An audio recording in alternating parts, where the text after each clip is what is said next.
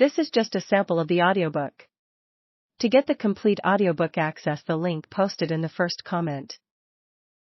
To the members of the Academy of Besançon. Paris, June 30, 1840. Gentlemen, in the course of your debate of the 9th of May, 1833, in regard to the triennial pension established by Madame Seuard, you expressed the following wish. The Academy requests the titulary to present it annually during the first fortnight in July with a succinct and logical statement of the various studies which he has pursued during the year which has just expired. I now propose, gentlemen, to discharge this duty. When I solicited your votes, I boldly avowed my intention to bend my efforts to the discovery of some means of ameliorating the physical, moral, and intellectual condition of the mere numerous and poorer classes.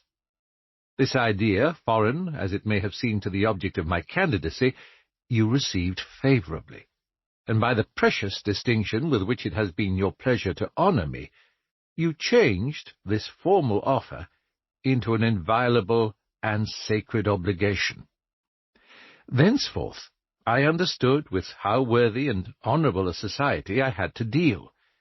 My regard for its enlightenment, my recognition of its benefits, my enthusiasm for its glory were unbounded. Convinced at once that in order to break loose from the beaten paths of opinions and systems, it was necessary to proceed in my study of man and society by scientific methods, and in a rigorous manner, I devoted 1 year to philology and grammar, linguistics, or the natural history of speech, being of all the sciences that which was best suited to the character of my mind, seemed to bear the closest relation to the researches which I was about to commence.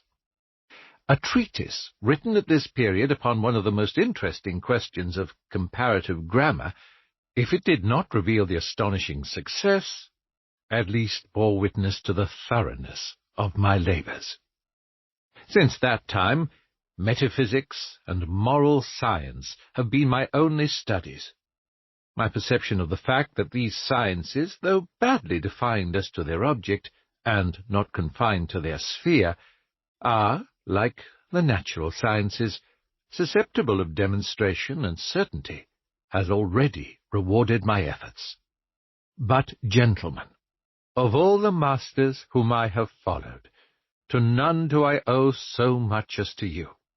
Your cooperation, your programs, your instructions, in agreement with my secret wishes and most cherished hopes, have at no time failed to enlighten me, and to point out my road.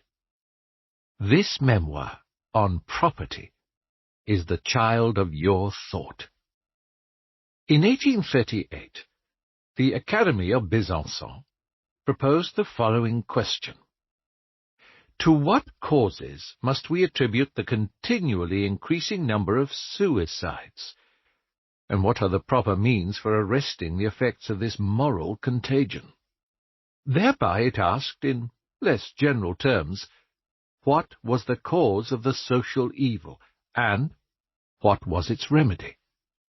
You admitted that yourselves, gentlemen, when your committee reported that the competitors had enumerated with exactness the immediate and particular causes of suicide, as well as the means of preventing each of them, but that from this enumeration, chronicled with more or less skill, no positive information had been gained, either as to the primary cause of the evil, or as to its remedy.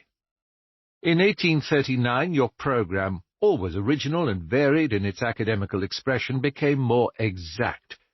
The investigations of 1838 had pointed out, as the causes, or rather as the symptoms of the social malady, the neglect of the principles of religion and morality, the desire for wealth, the passion for enjoyment, and political disturbances.